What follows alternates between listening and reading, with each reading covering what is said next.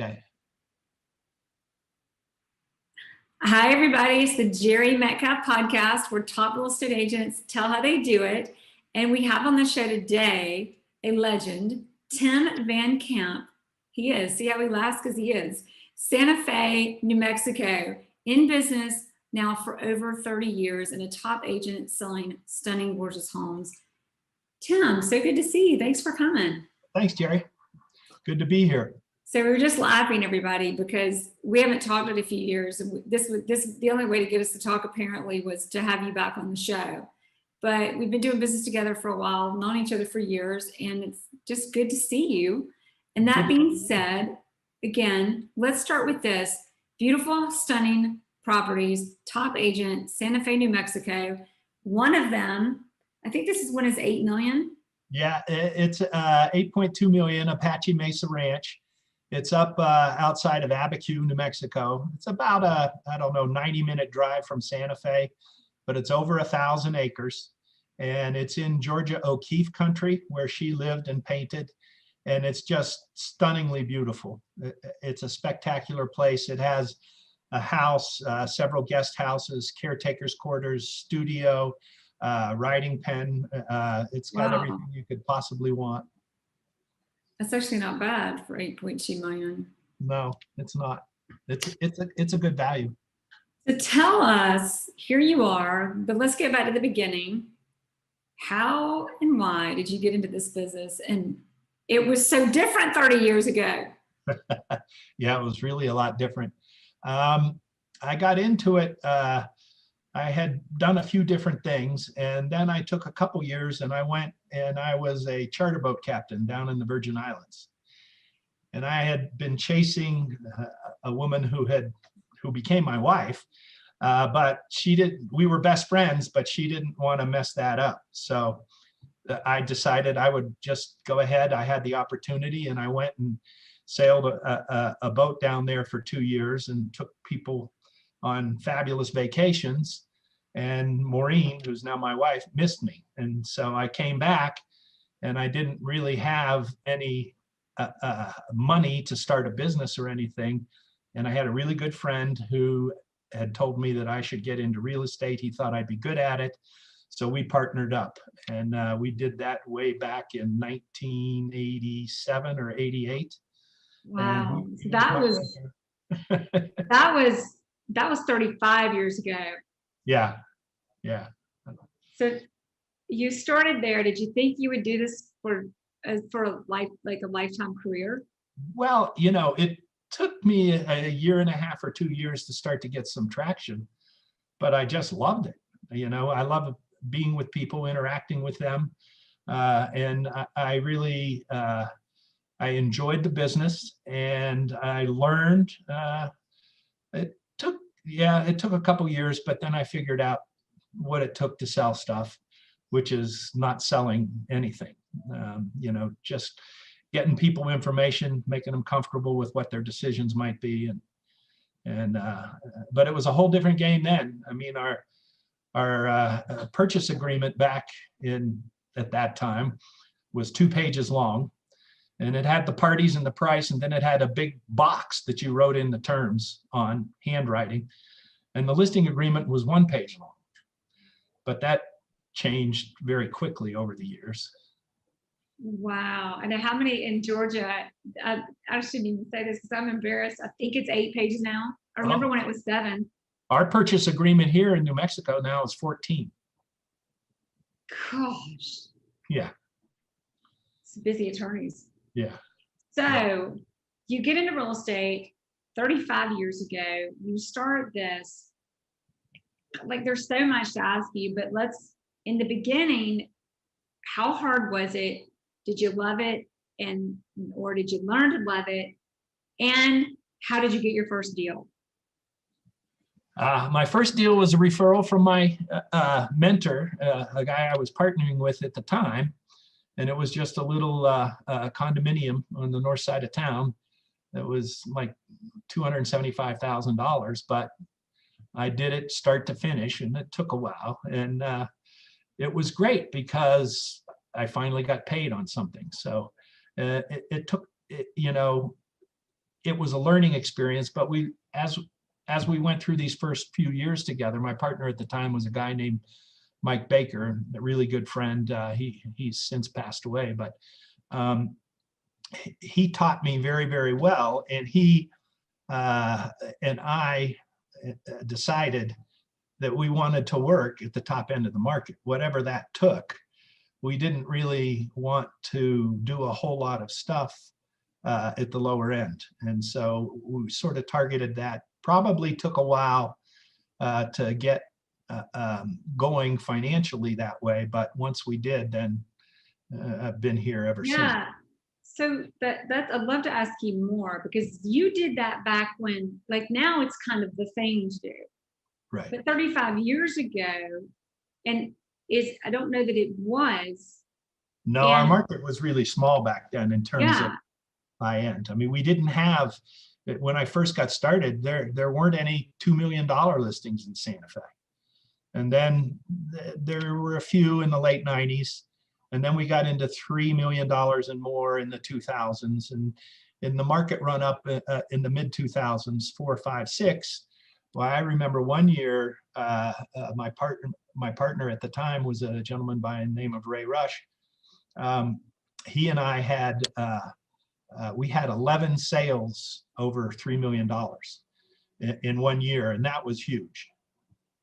So how did you, so you've had a few partners, and it sounds like you partnered well. That's kind of your model.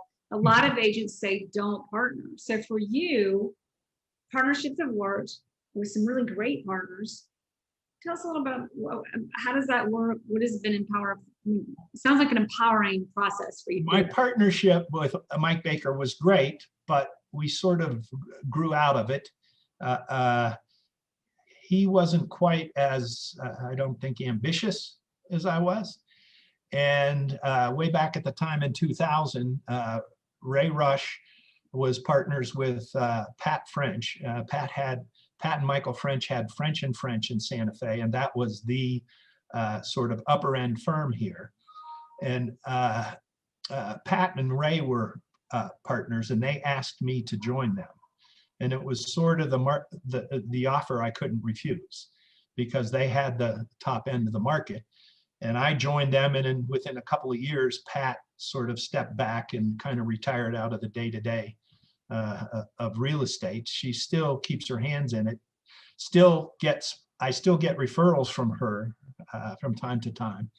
But Ray and I were partners until he passed away about 1.5 years ago. We were partners for 20 years, 50% income, 50% expenses, split everything right down the middle. 20 years. For 20 years, and nothing written down. That's just what we did. So that's not supposed to work. So how did it work? How or why did it work for y'all? Well, we both worked pretty hard, workaholics, I guess you'd call us, and nobody worried about anything. I mean, we both brought in a lot of business. We both knew a lot of people, different spheres of influence, but that's what we did, and it worked extremely well. What about it? Because stepping back, it's like, well, it's 50-50. Why?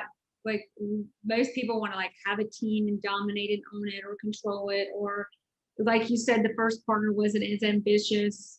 Is this a formula that you attribute it to your success, and is it a formula that can work for other people? I guess it could. You would have to, you'd have to not worry about it. I never worried about what he was doing. He'd come in and he'd say, oh, I had this guy call me. It's a friend of a friend, and we're going to list his place for, $2.5 million. Great. And then, the next week I'd come in and I'd say, well, I got a call.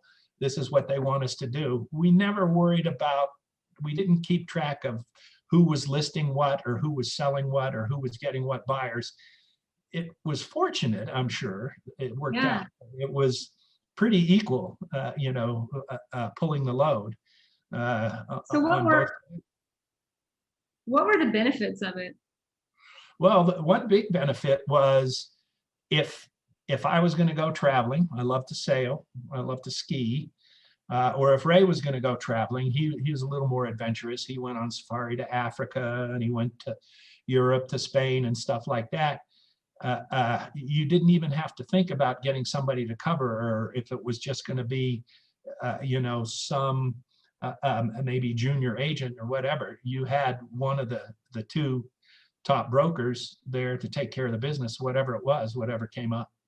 Well, So that worked really did you find that having, because you were both partners, so somebody being practical would go, well, what's the point? Why not just hire an assistant and tell them what to do? But I would think maybe having that powerhouse by your side also gave you kind of like a family, like more ideas, someone else to like, if I'm going to hire this guy, you mean I get that guy too? Yeah, well, yeah.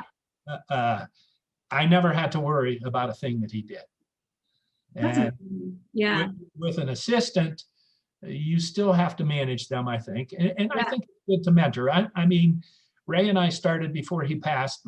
We started mentoring these two guys, and they're coming in, and they're, good guys, and they're working really hard, and they're learning a lot, and I'm teaching them. They're not going to work with me or anything. I think it's good to pass stuff on and mentor and experience. There's a lot of experience that we've had over 30 plus years. But the main thing about having a partnership like I did with Ray was I never had to worry about anything. When I was gone, he would take care of it. I wouldn't be second guessing anybody on what they did. Yeah. So that worked for me. I mean, I suppose seeing all the models that you and I see in our market leaders group with larger teams and assistants and how they're doing it, maybe 30 years ago, if I felt like I had that energy then, I would, but not now. So what is it? What do you, I mean, I keep going back to 35 years ago or 30 something years ago, you decided, a lot of people get in this business, and if they're going to really churn it out and make a lot of money, the focus is on streamline, units, a lot of transactions. Right. You did the opposite. Yeah. Why did you do, well, why did you do it? And just why first, and then I've got another one. Well, it appeared that the income would be better at the upper end. It appeared that way. And it would, a couple other things. You wouldn't have to be doing as much, although now, with as busy as the market is, we're very, very busy.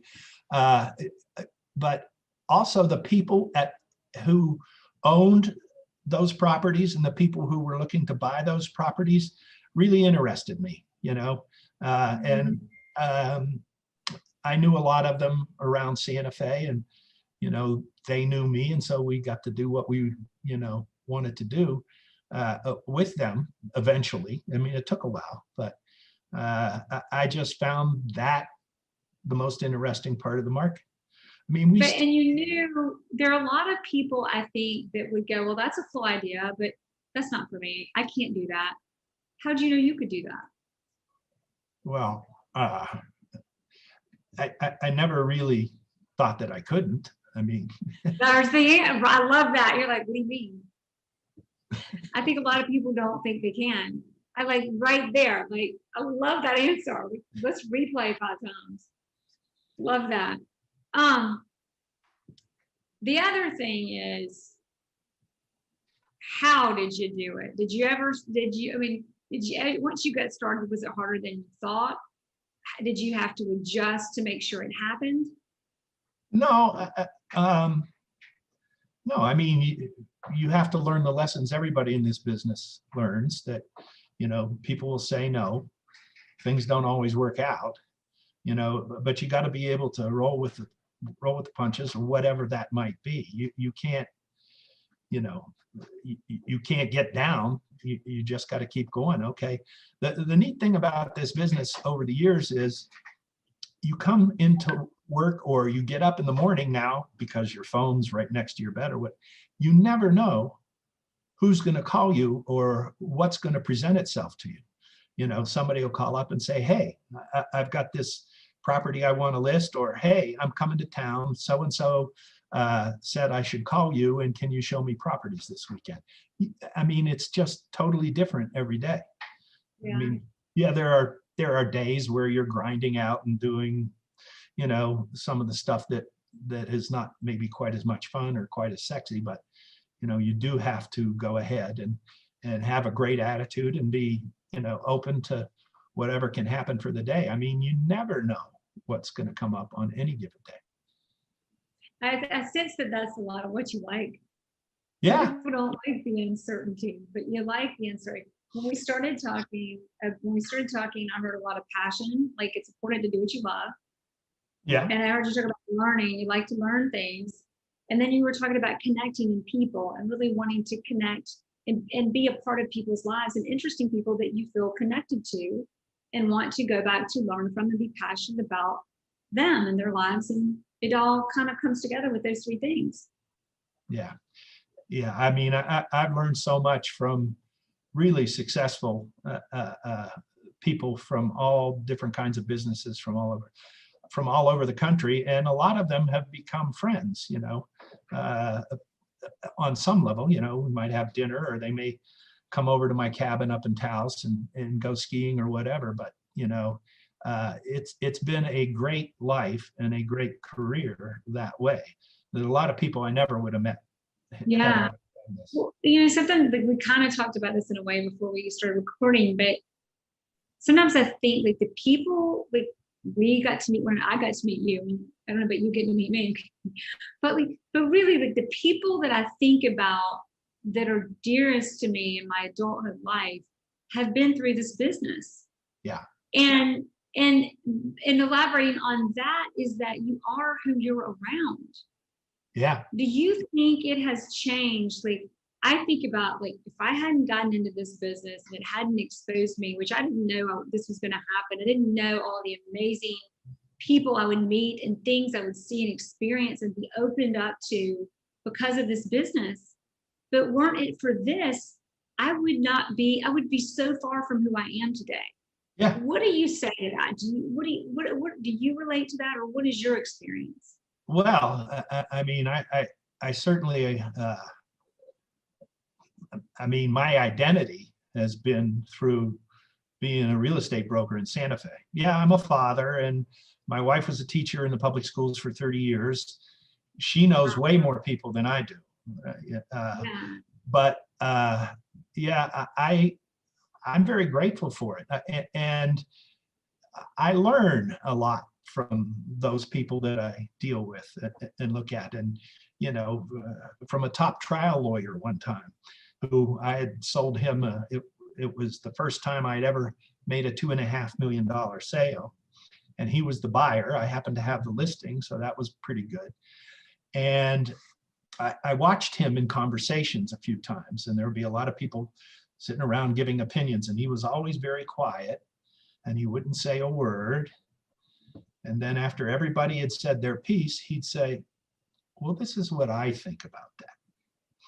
And I learned from him that it's best to listen a lot and formulate what you want to say, or think about what you want to say in any situation, not just real estate, but in anything you're doing. I mean, I'm quite often at a dinner party, I'm not real talkative, but if something comes up and I think about it and I'm comfortable, then I'll go ahead and put it out there. But I remember that, and that's kind of always in the back of my mind. It's always listening. And when you're listening, what's your advice on listening and in deals and doing deals? Do you have any fun stories where you stopped and actually listened? Oh, not want to be aggressive in this business, or the personality. Yeah. Well, yeah. I mean, sometimes you're aggressive, and I'm currently working with a broker selling a property for her here in Santa Fe, and I see a lot of what other clients do now that she's a seller. That sometimes clients just have to vent. And they may not like the situation they're in, or maybe they're not in a good position financially or whatever. I mean, this person is doing really, really well with her sale, but you know, you have to let people just vent, and you can't take it personally. You just, and you know, sometimes I do, and I catch myself, or I'll That's be in great the advice. office. Let's say that again, the last part. Well, sometimes in the office, I'll make a snide remark, but it's just to John and Dorothy who are in here. It'll be, you know, whatever. But Yeah. you know, But I mean, that goes back to like this, like the building of character in this business. You got to self-check, yeah, right? Like all the venting, but all the things you see and learn from just Right. people. So for you, in becoming this successful top broker that you are today, what has been your biggest aha? And are there more than one? But what's the biggest biggest aha. in your years of business? Well, I guess the aha is that there really aren't any secrets. You have to work hard. I mean, there are a lot of people, market's booming, there's a lot of people getting their real estate license, and everybody thinks, okay, you know, my partner Ray, he used to have a saying, oh, all we do is show houses and collect checks. But, you know, there is so much to it, but you have to be So a little more to it. Yeah. It's just Yeah, hard. exactly. I mean, there's Exactly.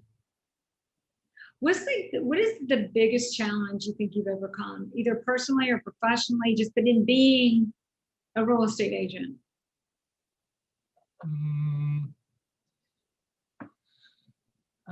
One of the biggest challenges is when my partner Ray passed away from cancer a year and a half ago, and getting, you know, having that 20-year partnership and then getting going again, that's not directly a real estate challenge, but that's more of a business and personal challenge. Yeah. What did you learn from that? Well, put your head down and get to work. I mean, you know Liz Bentley. Yeah. Yeah.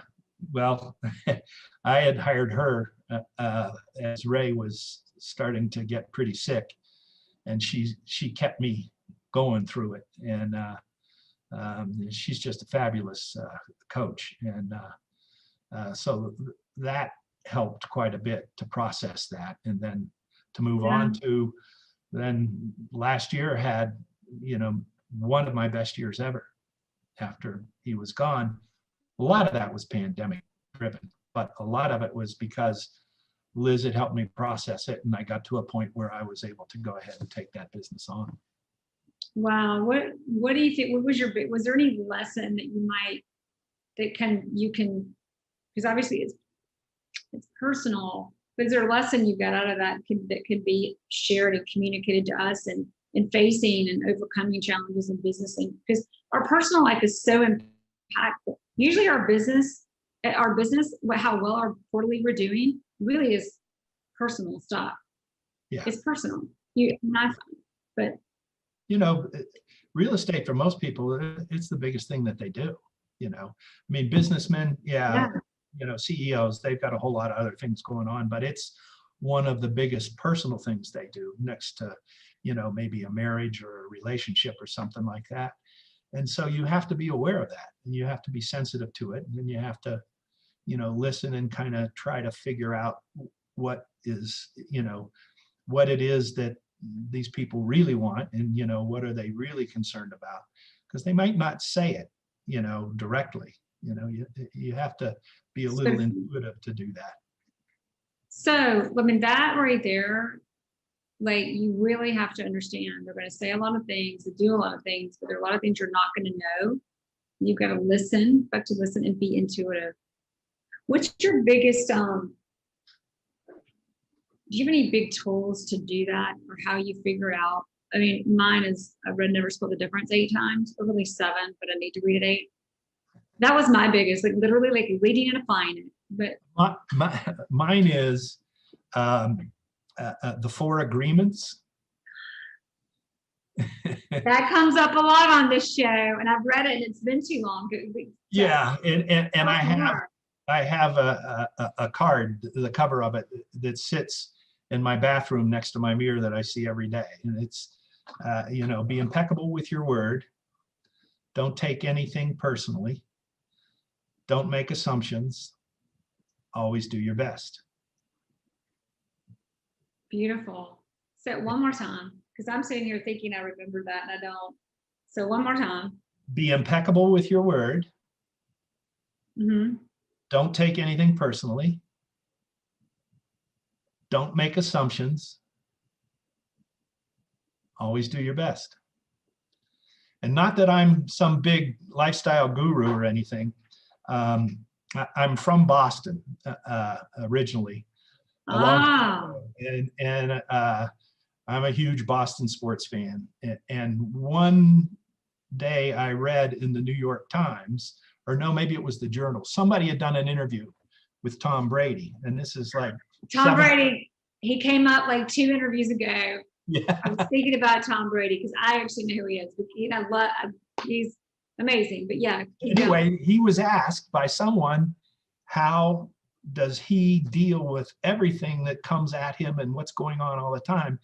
And he said that he and his wife read that once or twice a year together. They go through it. And I said, well, it's good enough for Tom Brady. Maybe I ought to take a look at it. Yeah. Wow. Be impeccable with your word. Don't take anything personally. Right. Don't assume. Right. And that's a dangerous one. We don't know. Assumptions are tough. There's so many assumptions we don't even know we're making. And always do your best. Yeah. Love it. Okay, so now we need to do the final 3 because we've been going for a while. But I want to dig deeper because I'm like, Tim, I know you've got some more good stories like the Boston and how did you make it? We are going to do this, and then I'm going to do the final 3. Boston to New Mexico to real estate. I know there was the chasing Maureen in there, who you're married to now. But what are we missing there? Well, I was on the ski team at Boston College way back when. I graduated in 1973. All I wanted to do was ski. Chet Huntley was opening a ski resort called Big Sky of Montana at the time in 73. My mom was a television news broadcaster and she knew Chet. So we called him up and he said, yeah, come on out, I'll give you a job. And I went out there and, I was in Big Sky for 5 or 6 years. I ended up working in a restaurant there, and that restaurant was opening one here in Santa Fe, and they asked if I would come down and run it. And so I did for a few years. And then I tried to buy the restaurant. It didn't work out, so I couldn't stay there. I did a few other odd jobs. Then like I said, I went sailing for a couple of years. At the same time, I was chasing Maureen, came back, and I had to do something. I didn't have a big pot of money to start a business with or anything, or even my own restaurant. Thank goodness I didn't do that. But but I needed to make some money. And my friend Mike said, well, why don't you get into real estate? And so that's how I got there. I bet you used a lot of what you learned about managing a restaurant and working in a restaurant to apply to your business. Yeah. I mean, well, restaurants are 24/7 too. I mean, Yeah. Real estate. Except you have to be in the restaurant, which is kind of tough. Yeah. And harder to No, learn. this is much better. This is much better. What do you find? And then I'm going to ask you, but give us real quickly the structure now and how you're structured, like your infrastructure of your team, from your assistant to yourself. Give us a little rundown of the infrastructure and what it looks like to keep you guys going. And then we'll ask the 3 final questions. Well, John Rigotti and I are the brokers who, work with buyers and sellers. And we share most things equally.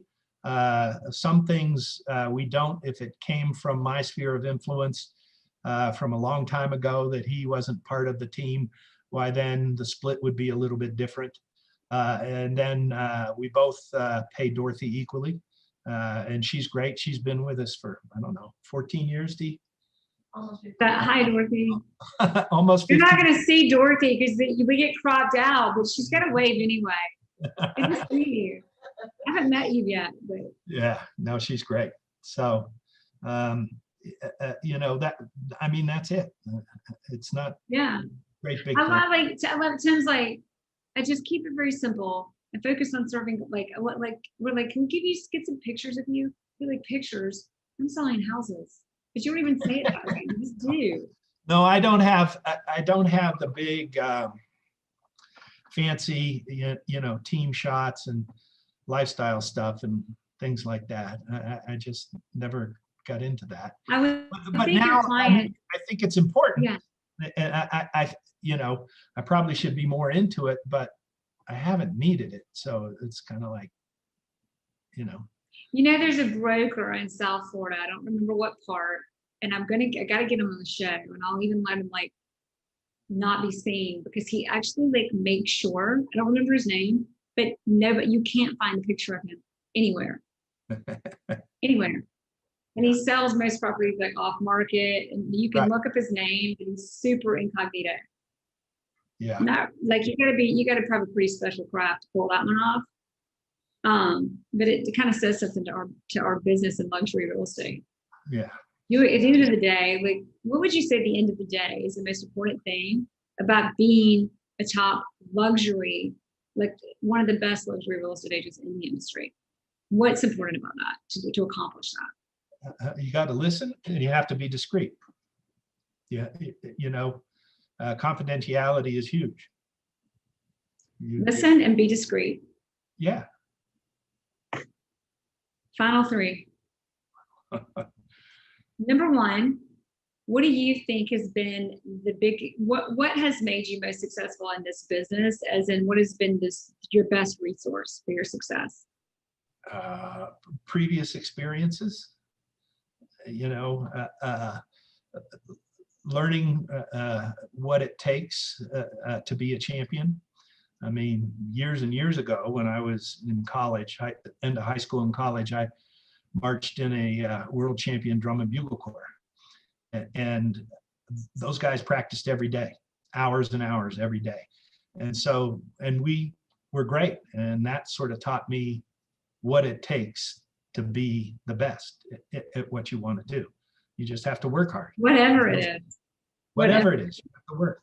Yeah, because I love how you start. When we originally started talking, you talked about learning, loving what you do, and connecting with people. And we circled right back around to when I asked you the question. You talked about experiences. The most important resource has been your experiences and learning from them.